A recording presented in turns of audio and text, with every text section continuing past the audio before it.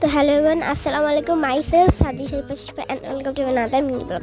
আজকে বানাবো আমি একটা কিউট লেডি বার্ড।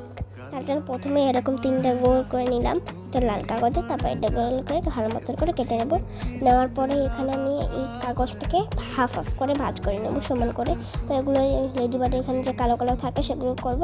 এবার আরেকটা যে গোল কাগজ ছিল ওটা লাগিয়ে নেব, ওগুলো যাতে পাখার মতন হয়েছে। তার আরেকটা গোল নিয়ে নেবো, ওটা ফেজ এঁকে নেবো নিজেদের মতন। আমি আমার মতন এঁকে নিয়েছি। এখন আমি গাম লাগিয়ে নিয়েছি একটা অংশে দাগ দিয়ে।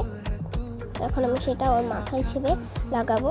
এবার আমি কিছু নেবো, কাগজ নেবো, এটাকে নিয়ে তারপর এটা করে আঁকবো। আঁকার পর এগুলো কাটবো ওর পা বানানোর জন্য। সরি, এটা আসেনি, ভুল করে।